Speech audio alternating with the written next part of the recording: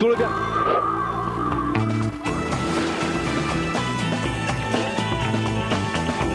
Entrez dans le Winter Park avec Kia, the car that cares. pour vivre la Coupe du Monde de saut à ski. Kuopio, le retour. Deuxième confrontation pour les sauteurs spéciaux lors de ce week-end d'ouverture de la saison. Adam Mawish a remporté la première épreuve juste devant Martin Schmitt pour simplement 8 petits dixièmes de points. L'Allemand a certainement envie de prendre sa revanche aujourd'hui. Moi moi, salut à tous, Tervetuloa, bienvenue au pied du grand tremplin de Kuopio pour le deuxième rendez-vous de la saison de saut.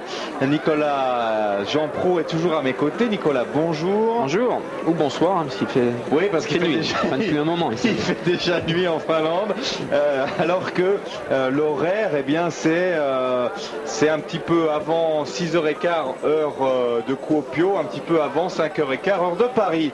De l'après-midi, bien sûr, hein, pas du matin. Vous avez découvert les caractéristiques de ce tremplin.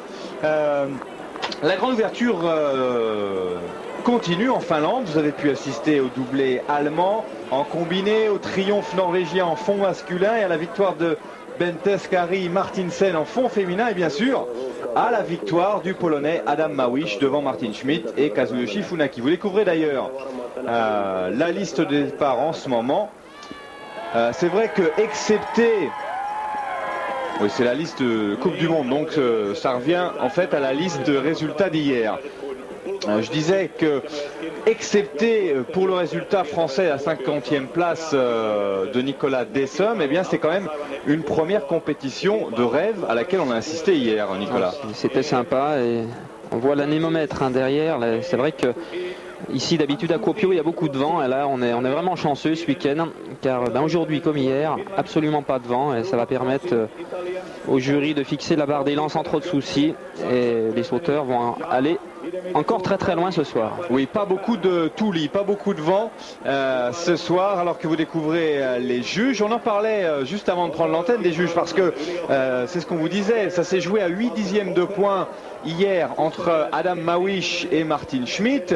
8 dixièmes de points.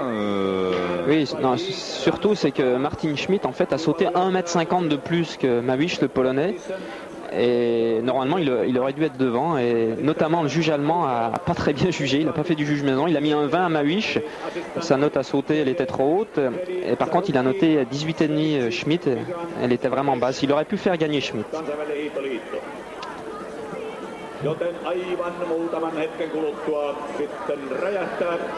Comme promis, la liste de départ avec, vous allez découvrir un petit peu plus tard, la présence de Nicolas Dessum, le seul Français à avoir réussi à se qualifier, il faut bien vous dire la vérité, à avoir arraché sa qualification, ras les moustaches. Nicolas Dessum qui s'élancera en 13e position, non pas avec le dossard numéro 13, mais avec un dossard un petit peu plus élevé, tout simplement parce qu'en fait, eh bien, on n'a pas procédé à un saut d'essai comme on le fait habituellement, c'est-à-dire qu'on a fait un saut de qualification qui a fait office de saut d'essai, donc on va garder les dossards utilisés lors des qualifications. Dans cette liste, vous avez pu apercevoir, vous apercevez Toni Nieminen, c'est toujours une joie de le revoir de retour. Vous avez aperçu aussi Masai Korada, ça c'est une bonne nouvelle parce que Massa n'avait pas réussi à se qualifier hier alors qu'il détient toujours le record du tremplin.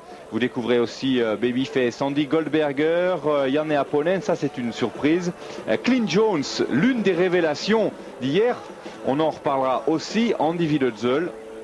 Et puis bien sûr les tout meilleurs, hein, Sven Anavald, Risto Jussinainen, Kazuyoshi Funaki et puis nos duettistes qui vont apparaître, vous les connaissez par cœur, l'Uberflieger et le magicien.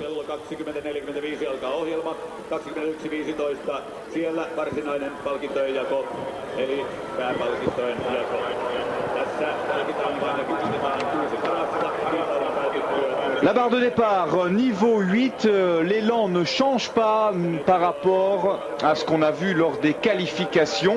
À noter que le DT, hein, le directeur technique, c'est Pierre Bailly, aujourd'hui, comme hier d'ailleurs, ça tombe bien, le délégué technique exactement, le DT.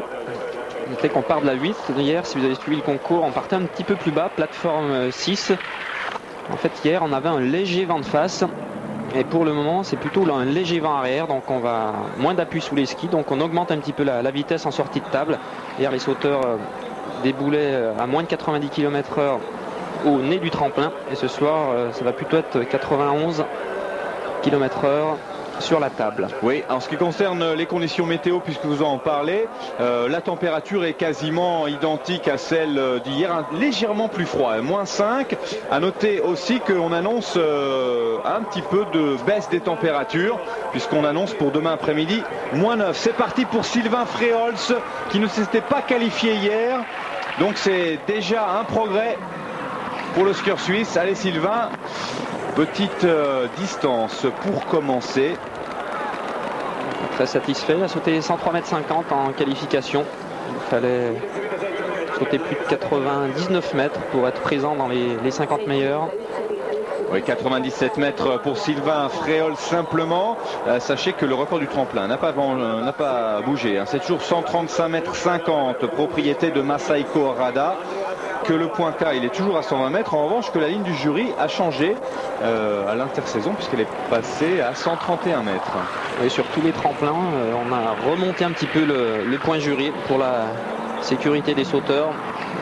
Mais pour résumer, ça veut dire que la ligne du jury était à 135 mètres, on l'a passé à 131, on a réduit un petit peu la distance, ce qui veut dire qu'on réfléchit plus vite. Voilà, on réfléchit un petit peu plus tôt. Hein. La ligne du jury déclenche une réunion du jury, mais on peut continuer les compétitions. On va certainement battre encore des records de tremplin cet hiver.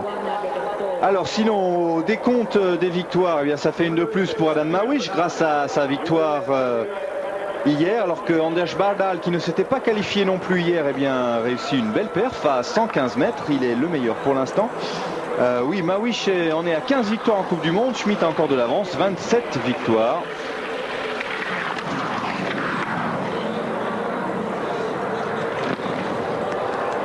Le saut de Jure Radel.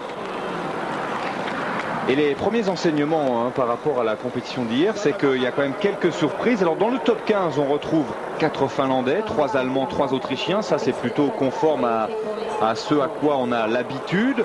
En revanche, on retrouve 2 Américains. Ça, c'est quand même quelque chose d'assez nouveau. Les Américains pointent leur nez à un petit peu plus de 2 mois de la grande échéance de l'hiver. À peu près 70 jours. Clint Jones et Alan Alborn. En plus, ils se tirent la bourre. Il y a une saine rivalité entre les deux. Ouais, une belle émulation. On les a vus tous les deux se poser exactement à 115,50 m lors des qualifications, exactement la même distance. Donc c'est une bonne opération pour eux. Et puis sinon, dans ce top 15, on retrouve bien sûr le magicien Adam Mawish, un japonais, c'est pas un nouveau, c'est le Phoenix, Kazuyoshi Funaki qui nous fait bien plaisir. Et puis un italien, c'est pas un nouveau non plus, c'est Roberto Ceccone. Ceccone, il est là. Les anciens sont de retour. Et les anciens sont de retour, ça tombe bien. Rumolen vient de se poser à 98 mètres, mais regardez, un ancien, Primož Peterka. Si vous nous suivez depuis toutes ces années sur Eurosport en ce qui concerne le saut à ski, c'est quelqu'un que vous connaissez bien et qu'on revoit là encore avec plaisir. Primož Peterka qui commence à retrouver petit à petit ses sensations. 2 globes de cristal quand même. 2 globes de cristal, puis une saison un petit peu difficile. C'est vrai que c'est devenu une grosse star dans le pays. Et il n'a pas forcément fait tout ce qu'il fallait pour continuer à gagner. Il n'a pas forcément fait les bons choix. Primož Peterka, 3e du classement avec 103,50 m. Alors ce qui était drôle, c'est que lors des qualifications, on était en haut du tremplin et que sur ses skis, il a comme initiale PPD. Alors PP, on a compris, pour Primož Peterka, le D, c'est à trouver.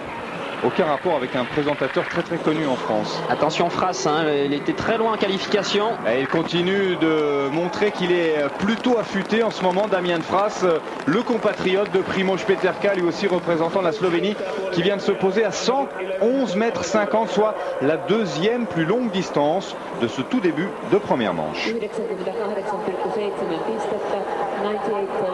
Alors Nicolas, on a parlé des présents, il faut parler des absents.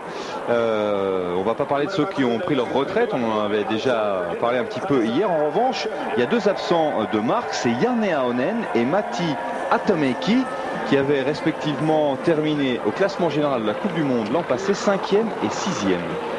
Et la raison, c'est qu'ils sont hors de forme. Hier, on fait des tout petits sauts. Oui, Ahonen a terminé 33e et Matt Atomaiki 20e. En conséquence, le grand chef a dit retour à la maison et ils vont aller s'entraîner, essayer de préparer, retrouver les sensations pour essayer d'aller loin de nouveau sur les tremplins, car bon, quand même la Coupe du Monde, hein, c'est très dense. Il y a 10 Coupes du Monde avant la tournée et quand vous attaquez comme ça hors de forme, il ne faut pas hésiter à faire des impasses pour se repréparer, mais attention car les autres prennent de l'avance au classement de la Coupe du Monde. Pour se relancer, mais c'est vrai aussi, Nicolas, qu'on a l'impression quand même que Ahonen, c'est pas un début de saison difficile, c'était déjà une fin de saison difficile l'hiver dernier. Il avait du mal, il était plus du tout stable. Et il n'a même pas sauté à la finale au Volaski, car Keselowski le trouvait dangereux. Alors, en ce qui concerne les ténors, l'an passé, il y a eu 3 épreuves disputées ici parce que ça avait été annulé à Lillehammer. Vous en rappelez peut-être, il y avait eu manque de neige, donc on avait fait 3 épreuves individuelles. Schmidt en avait remporté 2.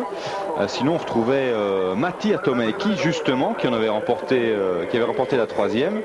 Et puis on retrouvait Anaval, Videtzel, Kazai, Urman, Ahonen, Kanté. En revanche, Mawish, sur ces 3 compétitions, avait réalisé comme meilleure perf une 11e place. Bon, il a déjà inversé la tendance. C'est pas mal, hein, c'est un peu court ce saut de Wojciech Skupien, justement, l'autre Polonais.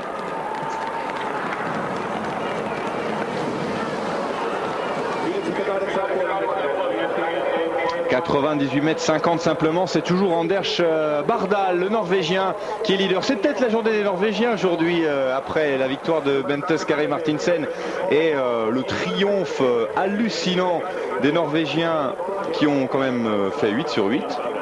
Le premier non-norvégien, c'est un voisin, c'est un Suédois, Per Elofsson, qui fait 9e. Je ne sais pas si c'est très bon pour la discipline.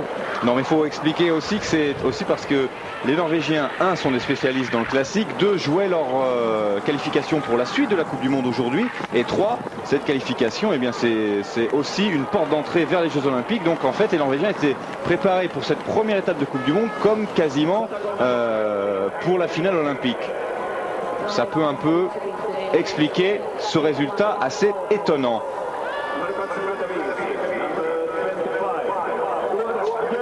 Kelsøy va tenter de rejoindre son compatriote Anders Bardal, qui pour l'instant mène avec 115 mètres, mène cette première manche de la 2e étape de la Coupe du Monde, toujours à Kuopio en Finlande. Aux alentours de 110 mètres, Rualio Kelsøy. Les Norvégiens hier n'ont pas réussi à placer des hommes en finale. On a vérifié, c'est du jamais vu. Ah oui, oui. La Coupe du Monde existe depuis 1984, 3-4. Saison 83-84. Et c'était la première fois qu'il n'y avait pas de Norvégien en finale. Dans les 30. Et ça fait un petit peu peur. Rualio Kelsøy, 105 mètres 50, ça va pas faire plaisir à mon camarade de la NRK. NRK, la télévision nationale norvégienne. Arne Scheie qui est là comme depuis de nombreuses années. Michal Dolejal, le Tchèque.